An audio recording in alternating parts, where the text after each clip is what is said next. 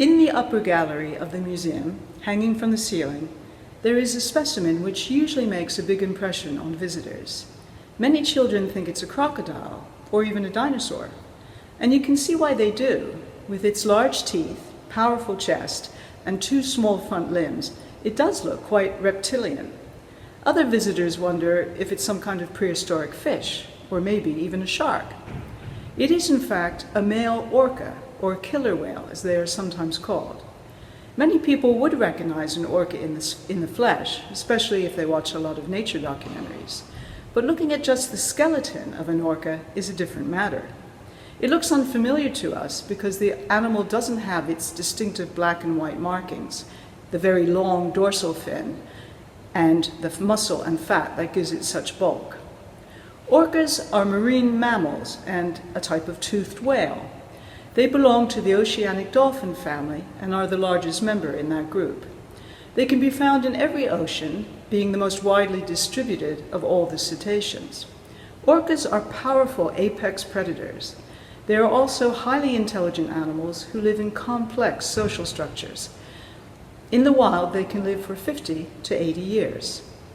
Our orca skeleton in the museum is particularly interesting because of what it reveals about the evolution of whales. Early whale relatives originally had 4 limbs and lived on land, before slowly evolving to become fully aquatic. Even though whales and dolphins lost those hind legs about 40 million years ago, 2 small bones can still be seen hanging below the spine of the orca, about 2/3 of the way down. These are vestigial pelvic bones, and they are an anatomical link to the time when the ancestors of whales once had back legs. You can also find vestigial pelvic bones in several other whale and dolphin specimens in the museum, including the magnificent fin whale hanging in the entrance hall. So when you visit the Zoology Museum, make sure to look up. You'll be amazed by what you can discover.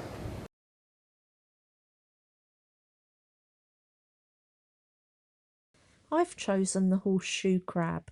Why? Because it looks like it's from another planet and it's been around for hundreds of millions of years. To me, it looks like an alien.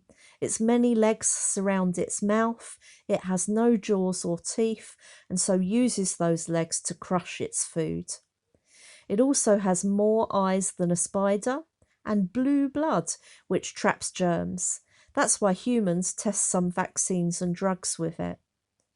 Whatever life form you think it looks like, to survive for over 400 million years, seriously outliving the dinosaurs, it's incredibly well adapted to its environment.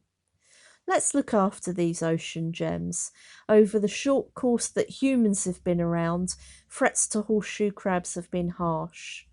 Laying millions of eggs which feed wildlife, having shells that are microhabitats for sponges, crabs and mollusks. Tell everyone how amazing they are.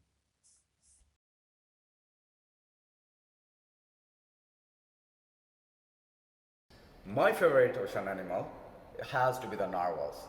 You know, the unicorns of the sea. And perhaps what makes them most exotic are their 2 tusks.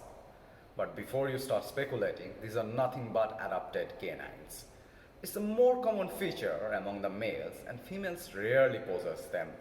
But even in the males, it's always the left one that is dominant, and rarely you see the right one. So that way, our specimen in the museum is quite exotic.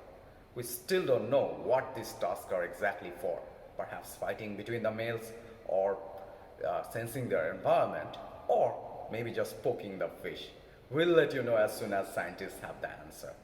But apart from these 2, their other teeth are not well developed, and they mostly eat soft-bodied animals such as squids. Living mostly in the cool oceans, these are really cool animals of the sea.